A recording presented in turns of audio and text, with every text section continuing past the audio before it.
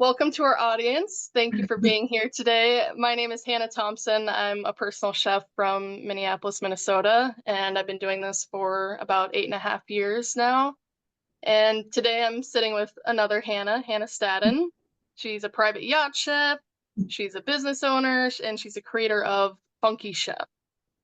So I really wanted to talk with you today because, as we were talking about before, we're both female entrepreneurs doing the hustle, doing the grind, and I think our audience could benefit from learning more about you. So if you want to start off just kind of telling us like what it is you do, on a day-to-day basis, and then also about your chef coat business.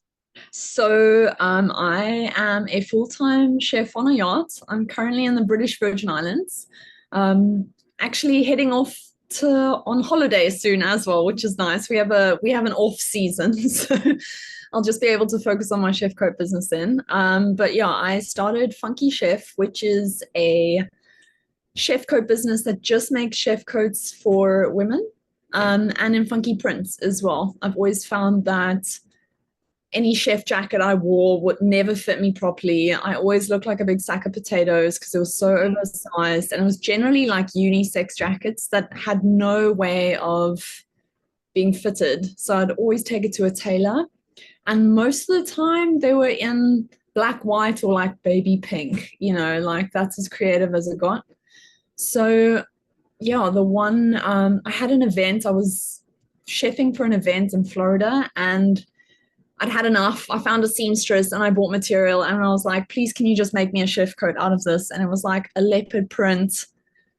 It was leopard print material with black trim, and I absolutely loved it. And everybody commented on it. And all of my friends were like, oh my God, this looks so cool. Like, where did you get this? So I was like, oh, maybe I should do this. So I got a couple more made by this girl, but obviously, being a seamstress, she's charging me a fortune to have these things made up. So I was like, okay, well, this is definitely not profitable.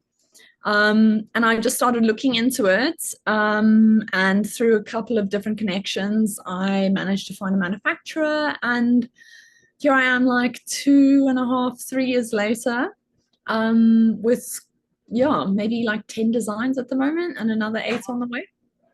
So yeah, I guess my day to day is, I'm really focused on my paying job at the moment. And I do Funky Chef as a side hustle, but I'm really trying to build it up so that it can be a business that is sustainable and it can, sustain itself and hopefully make a profit one day. So yeah, the grind is real, but I have a lot of faith in it. But yeah, I'm also a realist. I do need it to make a profit at some stage. So who knows whether it'll work or not, but at the moment it's doing pretty well. So that's really cool. So your private yacht job, are you employed? Is that kind of contract? So basically, me and my husband work permanently on this boat. We work for owners, like it sounds like a slave, but we're not slaves. We voluntarily sign up for it. They own the boat, and then when they're not using it, we rent it out, or they rent the boat out with us to paying charter guests. So we get all sorts of different people that charter the boat, usually for a week at a time, and we take them around either the Bahamas or the British Virgin Islands, depending on where we are. So we get quite a few. All of our guests are really interesting people, and generally, because we only have 3 cabins to rent out, so we can, we have about 6 guests. We generally have smaller, more personal groups, where we really get to connect with the people that come on board. So we're very much in touch with some incredible minds and a lot of access to lots of knowledge. So every time someone comes on board, I'm always like, what can I learn from this person? Like, oh, what do you do? How can I learn something from you that might be applicable to my business? Yeah. So yeah, it's definitely, we have a really good opportunity for meeting people on board, but it is definitely a 24/7 job. I mean, we're on board, for 10 months of the year, and when you have charter guests, I'm literally working from 6 in the morning till easily 11 at night. Wow. And that's for, weeks at a time. We've got a couple of days in between charters, but we need to flip the boat, reprovision, menu, write up the menus, clean the boat, and then receive the next set of guests. So Wow. that goes into it, yeah. That's cool that you can do it with your husband though. Yeah, That's an it's really awesome cool. We partnership. actually worked on big boats before, or what they say is big boats. I don't know if you've ever seen Below Deck, but when there's been like multiple sets of crew, there's like the biggest one we worked on, I think there was 12 crew altogether. So that was pretty hectic for me cooking for 12 crew and 12 guests. Yeah, Um, and yeah, burnout is a real thing. 6 months and I was done. So yeah, we definitely enjoy the smaller boat lifestyle. It gives us a little bit more flexibility, and when we don't have guests, then we don't have to deal with anybody else on the boat as well. So yeah, it that's makes really a big cool. difference for us. Yeah. And so you kind of have when do you have time to work on your funky chef stuff? Do you kind of try and keep it in those couple of months, or is it just like behind the scenes? I work on it every day. I mean, every day I check in. I mean, obviously I've got a fulfillment center in the US. So the jackets are made in South Africa, which is where I'm from. Okay. South Africa had a really bad there used to be a really big textile producing and garment producing country, but they had a really bad I don't know, Chinese influx. And it just kind of killed their industry. So it's actually up and coming again now, and I really wanted to support that. So I get the jackets made in South Africa by a female owned company. And then they are hosted in America. They're sent to America where they're fulfilled by a female owned company as well. So I'm also trying to really keep it in the female, I like to Mhm. support other female entrepreneurs. So Yeah. um, yeah, every day I'm checking in on orders and communicating with customers. I really strive to have really good customer service, and I really want to make sure that people feel that they're getting value for their money as well. Because obviously the jackets are quite a bit more money than the ones that are available, say on Amazon or from a regular store. Yeah. So yeah. Well, I have personal experience with your customer service, and it was amazing. I should have done a better job at looking at kind of like the sizing and the recommendations. Doesn't matter. So yeah, I just so the audience knows, I ordered two chef coats. I think one is called Mermaid, and then the other one is Siren, yeah. A Siren, and then the black one is that Raven or Raven, yeah. okay, yeah. I'm still like it's been a crazy week, so I've tried them on, but I want to like wash them and take some nice pictures with them. But you were super helpful when I was like, I think I need to size up. Yeah. And how I came across you was I came across Funky Chef on Instagram, and I immediately sent it to my other friend who's a chef and a woman. And I was like, because for probably the last like 5 years, I've been like, I would love to design a chef coat for women because exactly what you were saying, it's like everything is so unisex, which is great, to find something to fit everybody. But like, even just finding something with a little bit of style or design and honestly like comparable chef coat companies compared to yours, like higher end, chef coats, I would say they're the same price, but they're not any more unique or special than what I can get on Amazon. Yeah. And so once I found your company, I was like, oh my God, this is what I've been looking for. Like I I was love it. just yes, I was I just love hearing that. That's thrilled so with it. awesome. That's so cool to hear. I love it, Char. Yeah, that was my whole thing. Like, listen, I'm all about like gender equality and making sure everybody feels inclusive and whatever. But I feel like the industry is so male dominated, but there's so many females coming into the industry just in different sectors. We're not necessarily Yeah. working in restaurants, but we're private chefing, we're baking, we're food journalists, we're critics. There's so many more females coming into the industry and private chefs. Yeah. Um, so I feel like why can't we just have a uniform that's like fun, you Yeah. know? Like you can't, you can also take someone, or you can be a professional and still show a little bit of flair. you don't just have to wear a white chef's coat. Like, I get it. If you're going to be in the restaurant industry, like, there's uniform, there's code of conduct, whatever, right? But yeah, I don't know. As a private chef, like, I just wanted something that had a bit more personality. Yeah. Like, when I wear this jacket, I feel like, okay, cool, I'm a badass now, Yeah. like, ooh, rock and roll. I don't, it's a bit funny because I'm pretty much an introvert as well. Mhm. Um, so yeah, putting on each of the different chef coats, I feel like give me, it's like it changes with my mood, right? Like, oh no, I really don't feel like wearing floral today because I'm not in a floral kind of mood. But I'll wear raven because I'm feeling like I just want to hide. Like, I want to hide. I just want to get everything done and not have anyone comment on my chef's jacket. Because when I wear them, the guests do, they see them Oh, I and they're bet. like, oh, that's a cool one. And I'm like, Yeah. oh, so Yeah. yeah, Well, I don't yeah. know if you've ever seen the show Gilmore Girls. No, I haven't, but I've heard of it.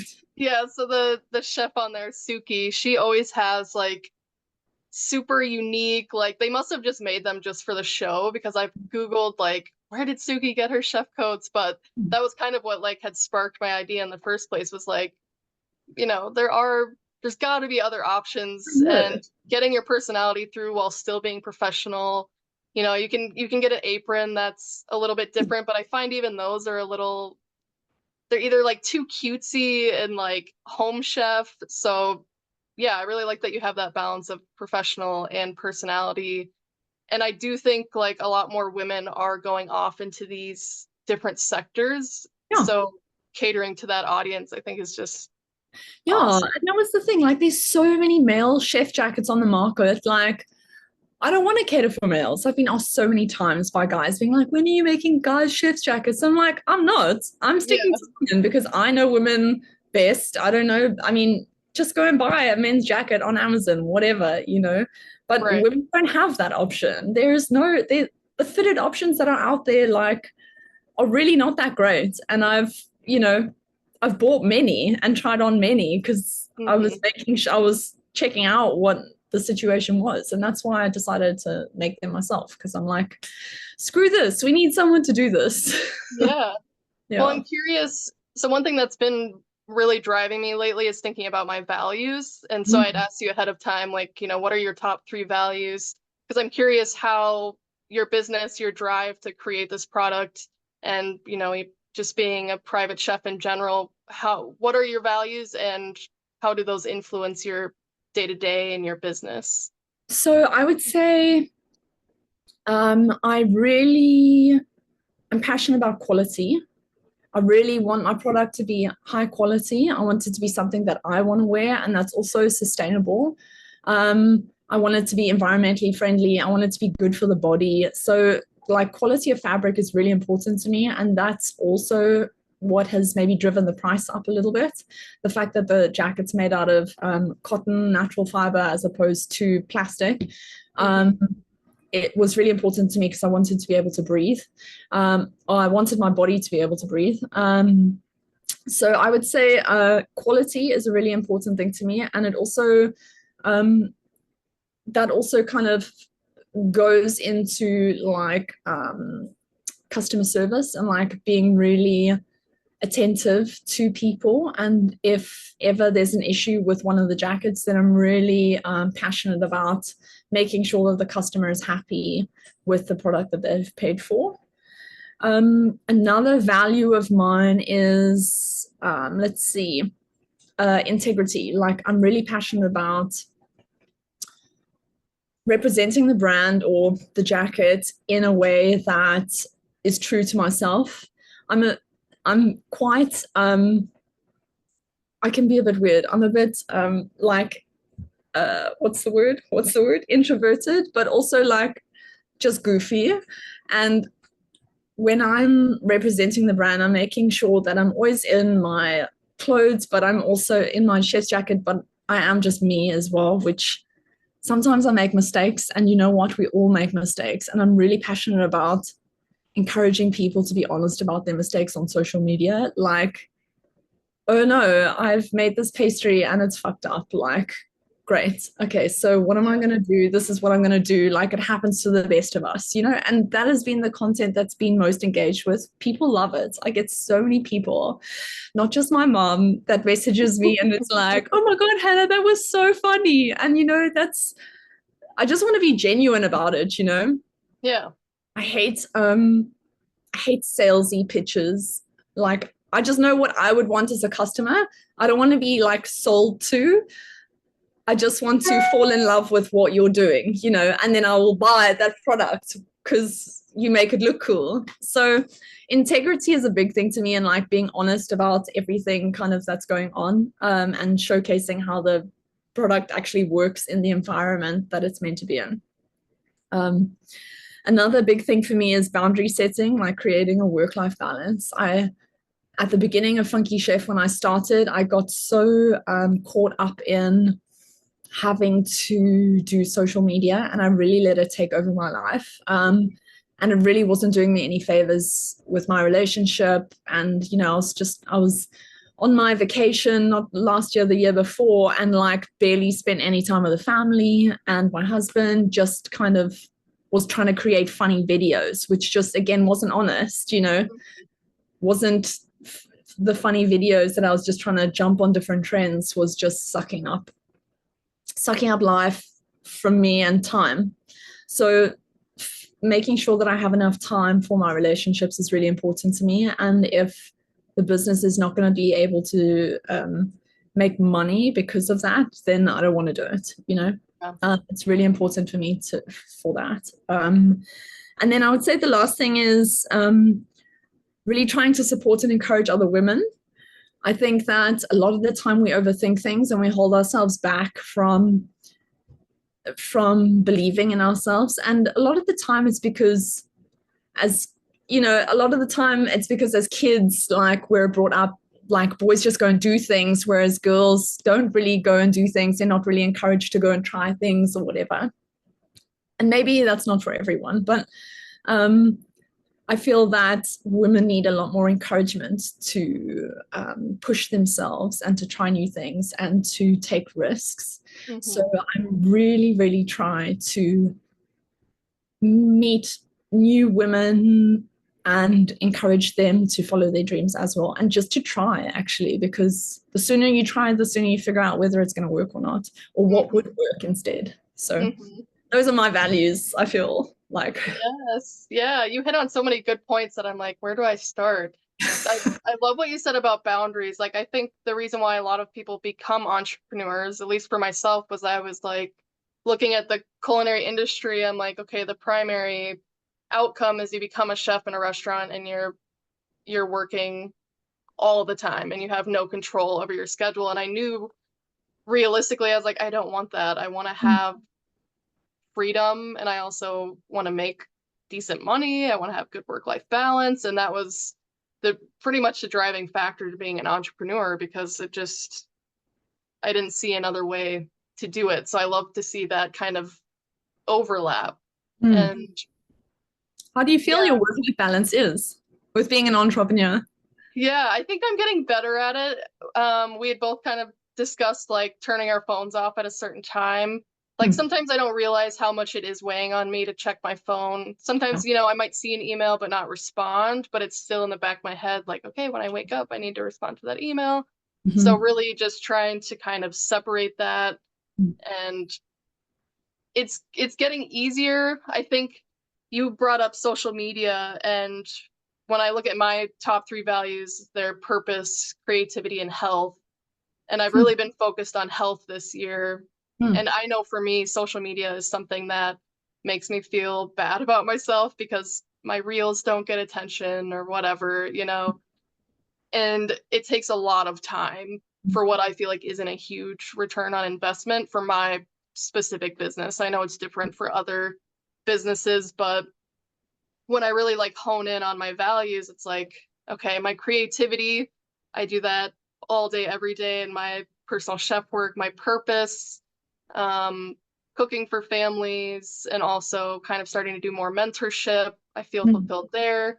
Health, as I tried to scale my business over the last 2 years, I was really putting my health on the Mm. back burner, and I realized like the physical demands of doing personal chef work 5 days a week, plus trying to do a couple extra clients a couple days a week. I was like, this isn't sustainable on my body. I was getting burned out.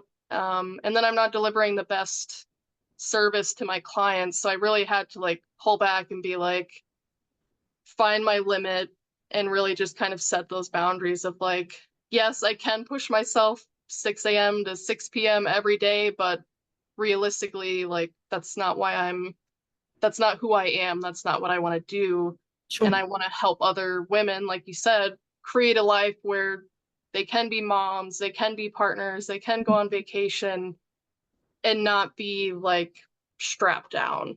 Yeah. Yeah, 100%. I think the health thing, I probably should have said that as well. That was a great one. Yeah, I definitely, when I went through my initial kind of social media, I was also so focused on views and like conversions. And now I've just kind of got this. I mean, I'm only on Instagram. I've got a website, but Instagram is the only way that I sell at the moment. Um, and I'm like, if it works, it works. If it doesn't, it doesn't. Like, which is maybe not the right attitude because I really could do with increasing sales, but I also I needed to work for me, like, because my health is more important and my mental health is more important. And Exactly. I think that's also where the turning point is me making content that is actually just what I'm doing and me Mm-hmm. being naturally a bit goofy, like is just it's funny to me. So that's why I make it. And then it naturally is funny to other people as well. Um, that's just what's important to me, just making content that's actually just real. Even Yep. if I'm not smiling and looking pretty in the video, Mm-hmm. I just look like shit because hey, that's it. Yeah, this is how I look today. So Right. yeah. Right. Yeah, Yeah. I realized early on, I'm like, okay, even to like say I'm recording the process of just making one meal, it would add on an extra 15 minutes every hour to get my camera set up. And I'm like, what am I doing? I'm not a content creator. And I think, especially in this social media environment, there's this pressure of like, you're not a business if you don't have this like flashy social media. But really, when you're working for yourself, by yourself, it's like you have to prioritize where your time goes. And 100%. for me, like if I was ever going to scale, I would probably just hire somebody to do social media because I know like I don't know what I'm doing and it seems like it takes so much work to figure out the algorithms and No, like don't. Why? yeah. Yeah. That's I'm not a buff like that. So I'm literally just making the reels for me. And if people enjoy them, great. But if they don't, then that's also fine. Like it'll work or it won't. People will either buy and then be recommended through word of mouth, which is what I want anyway. Like I want Yeah. people to recommend that way rather than trying to climb Google's top searches, which I don't understand. Like focus on what you understand. Yeah. And I think there's quite a misconception around social media. Like people don't want to see your professionally recorded videos. They just want to see UGC. They just want to see user generated content, right? So literally your shitty phone, take the video. It takes 5 seconds to set up your phone because it's already there. There's nothing Yeah. fancy going on. The lighting's bad. Just do it. And I've said that to so many other people as well. Like, show me what you're doing on a day-to-day basis. People want to Mm-hmm. know who you are as a person as opposed to what you're trying to put out there. Show them who you are. You're just a down-to-earth person doing your job and you're filming it at the same time. So Yeah. that's what I've learned. And that's Yep. the content for me that's really got the most engagement. So That's good advice for anybody listening. I think um, especially starting off, like if you can save time from over investing in an area that you don't need to, like, and that's helpful for everybody to know. and I think the the more women I speak to, they feel overwhelmed because they don't know how to do this, they don't know how to do that, they don't have the money to buy the camera. But it's like you've Mm-hmm. got everything you need on your phone. Mm-hmm. Just record yourself. You don't even have to speak. Just record yourself doing whatever you're doing in your product or with your product, whatever. And Instagram has templates. Literally pick a Mm-hmm. song and use the template that they suggest. Boom, Hmm. done. Like make it Exactly. easier for yourself and start testing it like that. See whether people engage with different kinds of videos, in Yeah. whatever. So yeah, it's all about just doing it and starting. And I think that's where most people get so held up. Yeah. And that's what I really want to like break. I want to speak to as many women as I can and start like being like, no, just try it. Come on, just try it today. Mhm. Make a story now. Yeah. It's so much Well, easier the more you do it. I can hear in your path, and like I know in my path, like there wasn't a defined way of doing things. So there was a lot of moments where it's like, okay, I just need to try this, or I just need to do this. So have you had any mentors along the way, or somebody that put just, one good message to you that really helped you, or is that something that's been missing? Yeah. So when I started Funky Chef, so I had this idea, right? But I had no idea how to. I was like, okay, well, they've got to be made in China because that's where everything's made. So how do I even do that? And then um a friend of mine was like looking over my shoulder. As you do, I was setting up the website because I was setting up a website and buying business cards for something that I'd never even started yet, but it felt legit if you had a website. Yeah. Don't do that, by the way, to anyone. Don't even set up a website. It's a waste of money. Just start by selling on Instagram. Um, and he was like, "Han, it's amazing. Like, what? Tell me about this." He didn't have any business. He had business experience, but not a lot. But he had a lot of web development kind of experience, and he was freelancing at the time. So he was just like, "Let me work on this with you. The best way to do this is to launch via Kickstarter." And I was like, okay, great, let's do that. We learned that launching on Kickstarter is not a good idea just because it's not the right product for that platform. And a lot of my customers are not, don't see themselves as investors. And the call to action buttons on Kickstarter is like, back this company now and support now as opposed to buy now. Like, and I Mm-hmm. know as a consumer, I want to see buy now, receive in 3 days. Don't tell me back now. What does that mean? Okay. So the platform was completely wrong. And the owners of the boat actually, so we've been with these owners for about 7 years now. And they were just launching a new product. So they would talk to us about this new product that they were launching. So I started like listening. All of a sudden, I started listening, right? And you can learn so much from people when you listen Mm-hmm. and when you ask questions, like, but intelligent questions, right? So you listen to what they're saying and you question them on why they're doing that or like, how does that work? And eventually you start building up this whole knowledge base of things that you've never been taught before. No one's teaching you, but you're teaching yourself. And that gives you so much confidence. Like, I've never thought of myself as clever. I've never thought of like my family's always laughed at me for being a bit of a clown. Like, and I've started a business, you know what I mean? And people are buying my products and people like my products. So it's like, oh, this is cool. Like maybe I'm not the class clown that, my family, not that they think that I am, but you know what I mean? So Yeah.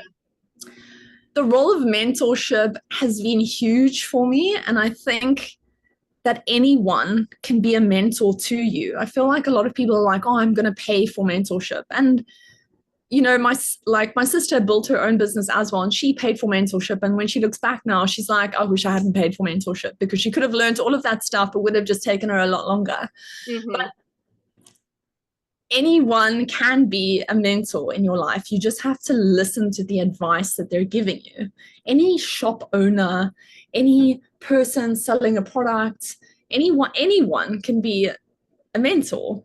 Mm-hmm. I think it's really important to have mentors in your life, yes, but to not think that it's just the business person that's, a celebrity. look to people in your area that are doing well and ask them questions, ask them how they started, ask them things that you think they'd be able to teach you. And people love to help other people. So, you know, there's no there's nothing that can go wrong from asking questions to regular people like you and I, as long as you're open to learning. So Absolutely. I've kind of had to do a similar thing where it was like there was nobody I could reach out to. Well, I did try to reach out to a few personal chefs, but nobody got back to me when I first started.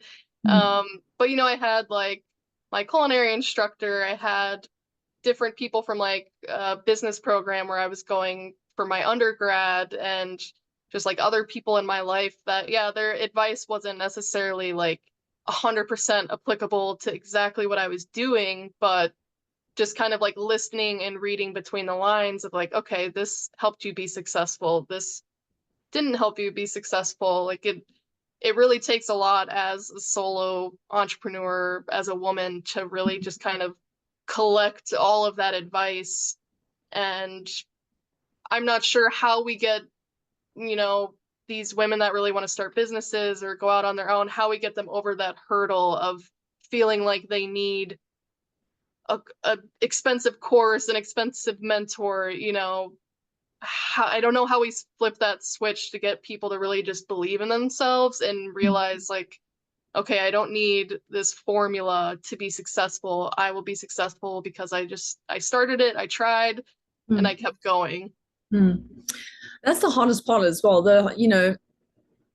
Not everything is going to be successful, right? You can have the hardest work ethic ever, but just be in the wrong field or have the wrong product, or it's just too early, or it's just not right.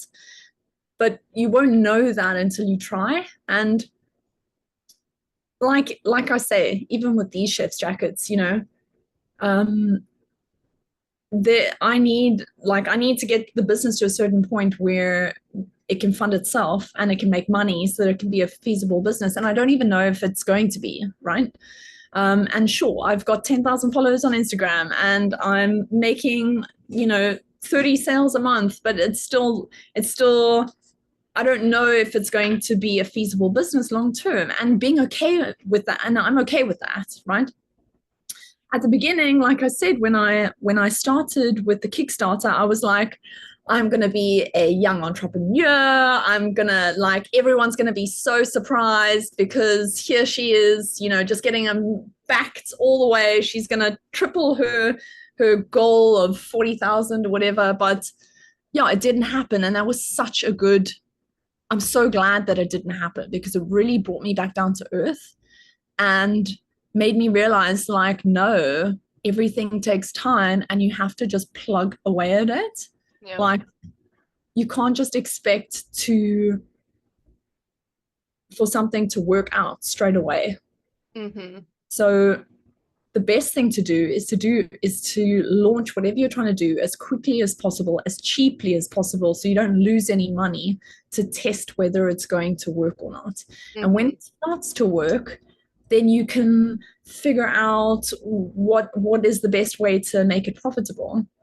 And once you get it to work, you can also decide whether it is going to be profitable or not. And if it's not, then you can just try something else, Yeah. I know that that's probably easier said than done, because everyone needs a paying job so that they can afford to live.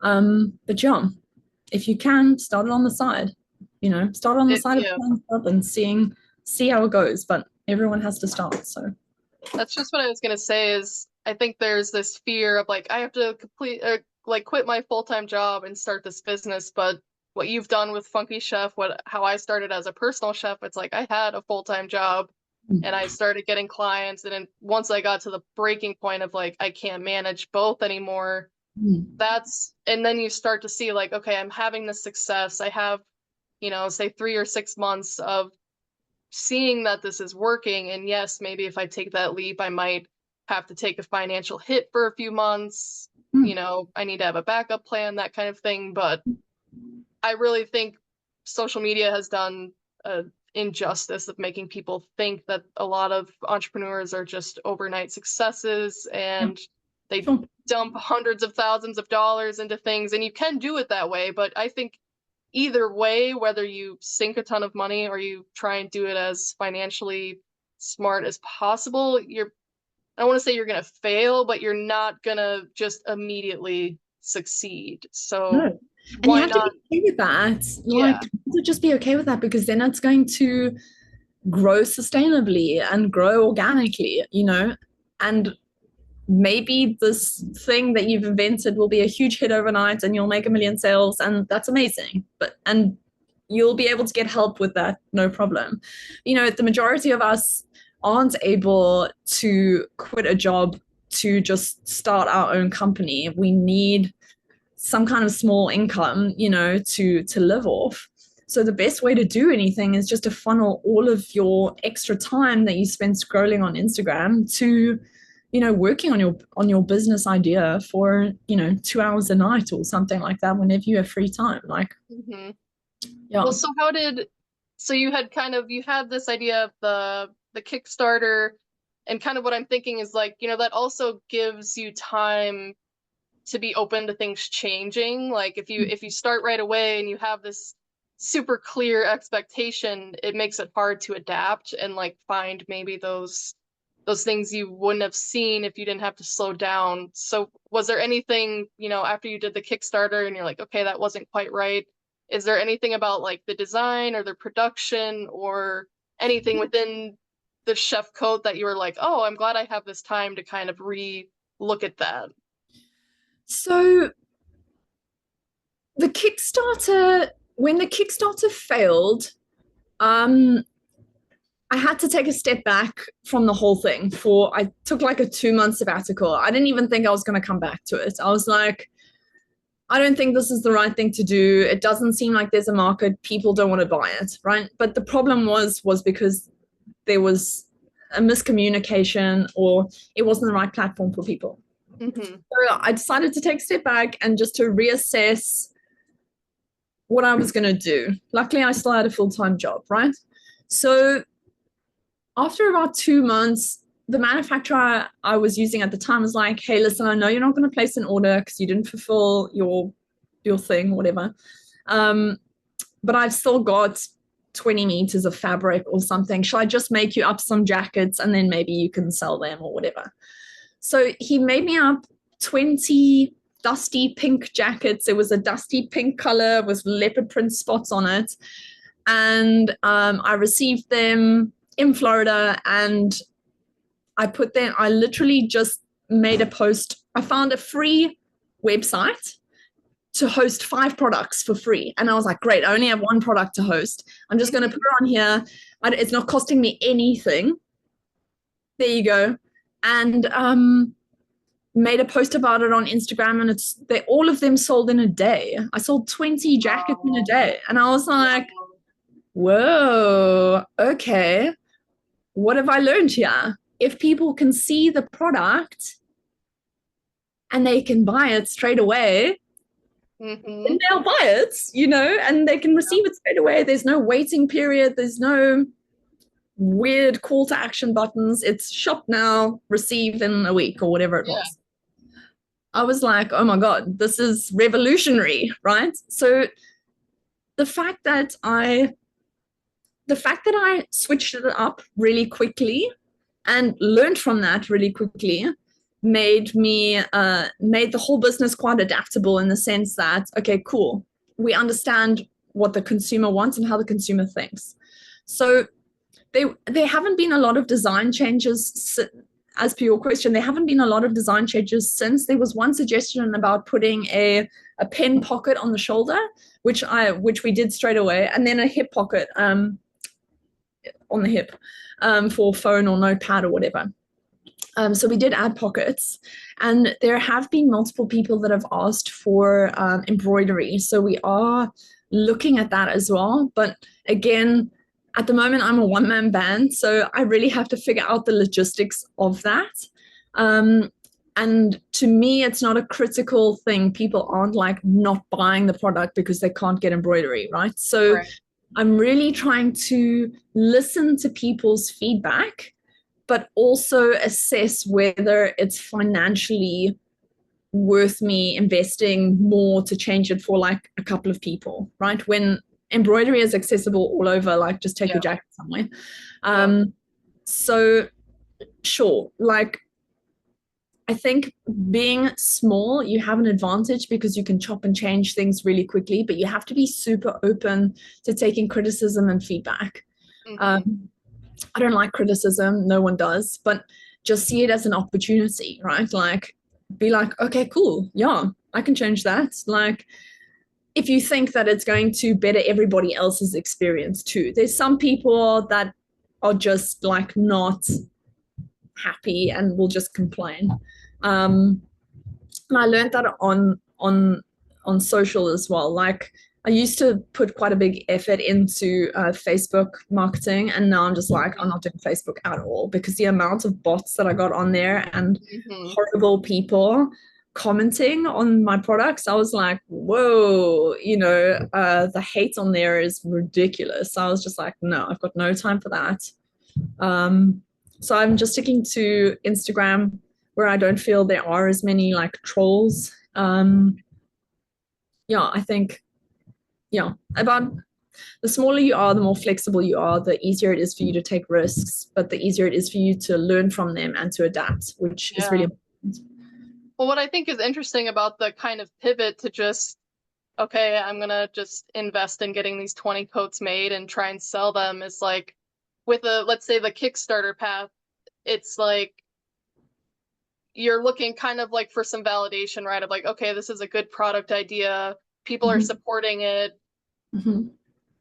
But even then, like, say it had been successful, it's like then all of a sudden you're set up to be kind of very on the hook because these people have invested. And, I can see for me, I would be kind of spinning in my head of like, this needs to now be like perfect because all these people invested. Whereas when you had the physical product and they Yeah, it is what sold, it is. Like, this is what the jacket is. Like, do you want to and it buy it? was Want to buy it? Fine. it was immediate information for you. You're like, okay, 20 people in one day wanted my jacket. Like, that's not just like a theoretical, somebody has money and they're like, that's a cool idea. It's like, this is a real product that people want. Yeah.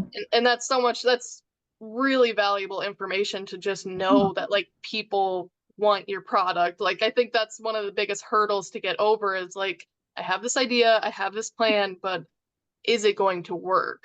Oh. And you know what? Again, this is another thing that we all hold ourselves back with. You don't have to have a fancy website. You don't have to have business cards. You don't Yeah. have to have business cards, right? If you've got a product, there's a site, there's multiple sites that you can just upload a picture of it. Up to 3 pictures if you're on the free plan. You can only have 5 products and 3 pictures, but you can still show it. And people can pay for it and it's not costing you anything. So what do you like? What are we waiting for, right? Yeah. Like, just do it. Yeah, Yeah. it's always the harder part getting that product made, obviously, and making a prototype. But there's a lot of resources for that, and it's just a question of googling and doing some research. And I think that's what scares people: the whole getting the whole product made. But if you can make a prototype of it somehow and then start looking into manufacturing, that I'm just speaking about products now. Whether it's a service industry, you can do the exact same thing. Have a free website and just list what your services are, and people will come to you. Yeah. People will find you. But yeah, social media is a good thing, but people want to see who you are, as a person, especially if you're such Absolutely. like personal chef services. They want to be like, if this person's coming into my house, like I want to know how they sound. Are they tidy? Do they Mhm. dress neatly? They Mhm. want to know who this person is before they're coming into their house and cooking in their kitchen, which is a very intimate thing, right? It is, yeah. So yeah. Yeah, I do think the website presence, in addition to having social media, even if you just start with a basic free plan of a website, is so important because it Yeah. helps communicate your value. It makes you legitimate Sure. in the consumer's sense and like, being able to just click and buy something or for a personal chef, being able to like see that person's face, and it's like, well, if they invested time in a website and getting this set up, that adds credit. Whereas just having social media, to me, I guess being like a millennial, maybe it's a little different for younger consumers, but I think depending on who your market is, having a website is definitely crucial, and you can do it for free. Sure, yeah, that's what I mean. I definitely think having a website is a good thing, but you don't need to pay someone a fortune to have it set up No, and wait months for it to right, be available, right? Like 100%. just make something cheap and fast that's clean and organized and professional, but that you can manage yourself. Like doing something like that also really helps your confidence. Like you're like, oh my God, like I did this on my own. Sure, Mhm. it took me 10 hours longer than it would a professional, but I still managed to do it on my own. I can fix it up on my own. And you can improve later on when you're actually making money and you can afford it. Yeah. Well, looking at your kind of path and your story, it sounds like you tapped into some existing resources. You've kind of created your own resources by listening to, your clients and just different people in your life. Mm. Is there, just as kind of a final question, is there anything that you feel like is missing from our industry or that you would like to see? Okay, well, there was definitely a lack of female chef's jackets, hence Funky Chef is here now.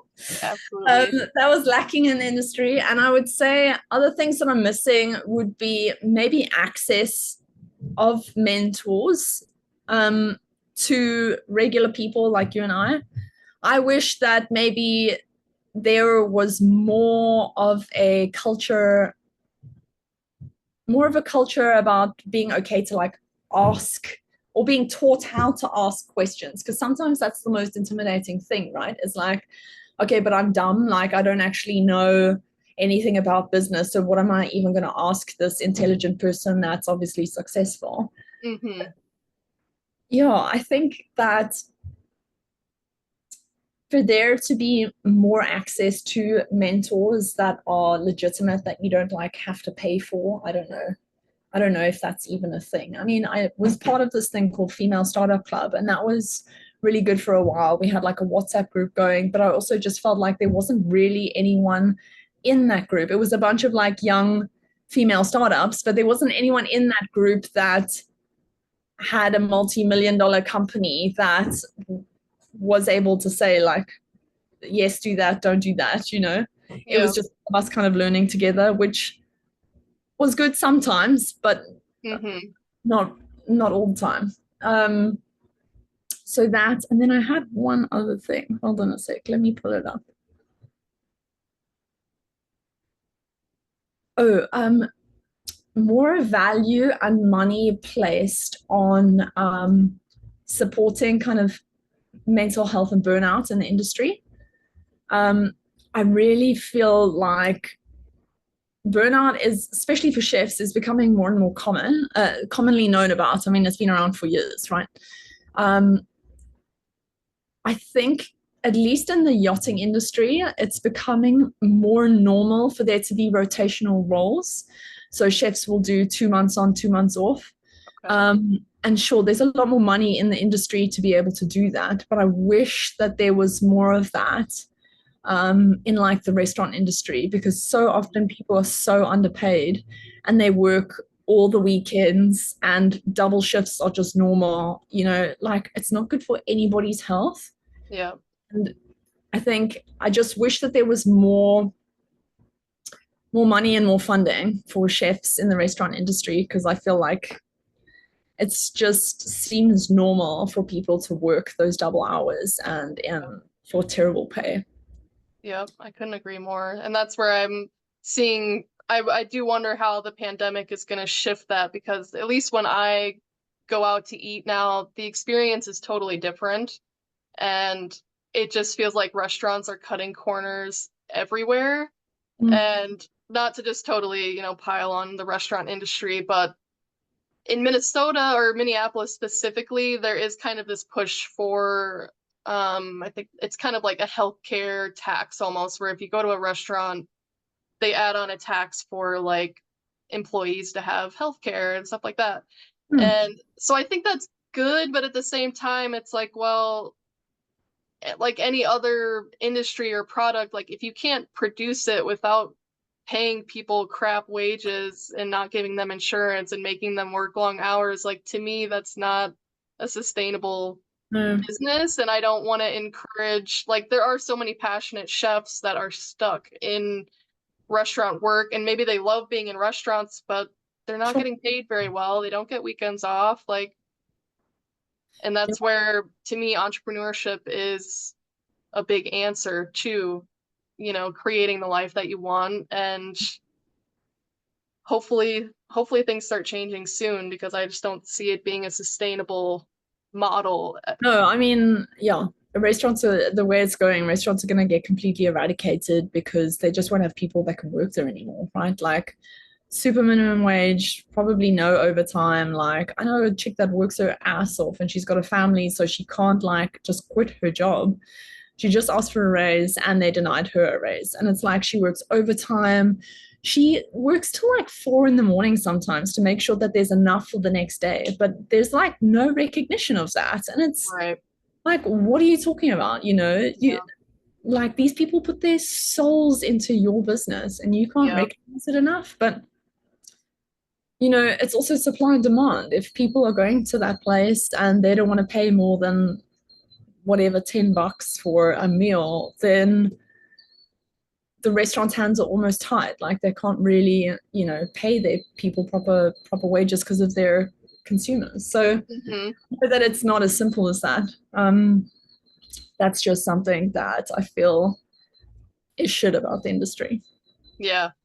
I I completely agree. And I'm just like, I love being able to help encourage and maybe inspire other people who do love culinary arts to try and do their own thing because I don't see the restaurant industry changing anytime soon. And especially women, I don't think, this is just kind of a side note, but I when I worked in kitchens with men, it was like, even though I had a culinary arts degree and I was going to get a 4-year degree, like just for some reason the men were just seen as like more professional, more skilled, more whatever, more likely to get the raises. And I just find it ironic because cooking has always traditionally been a Oh, woman's role, and so no. this narrative of like the whole chef world is men and masculine is such a new idea, I think. And that's where like your feminine chef codes, I think, are so important to be like, no, like Mm, we're reclaiming this a little bit. And as yeah. a personal chef, like I work with mostly women and they're more comfortable working with a chef who is a woman because it's a Mm, totally different dynamic. So mm, I think I always say that I feel like women have a superpower as a chef because we immediately put people at ease. We mm. put the care and attention, and yeah, I think we're more successful. So I hope our conversation can inspire people to think about different career paths if they're kind of hitting their limit of where they're at. Mm. I think there's probably so many more avenues: yacht chef, personal chef, private chef, catering. Yeah, There's and something like that as well. Even if there's something on, you don't have to invent something brand new as well. You know what I mean? Like you don't have to make this incredible product that, is new to the world. You can just do whatever you're comfortable doing. If you're a baker and you want to make cakes, like sure, there's millions of cake makers, but just be better than someone, be better than one of them, and you'll make money. yeah, As long as you're passionate about it, you're willing to put in the work. Like there's going to be competition with everything. So don't let that hold you back because as long as you're happy with yourself and confident in yourself and your business, I feel like you can definitely do well. I think that's a beautiful note to end on.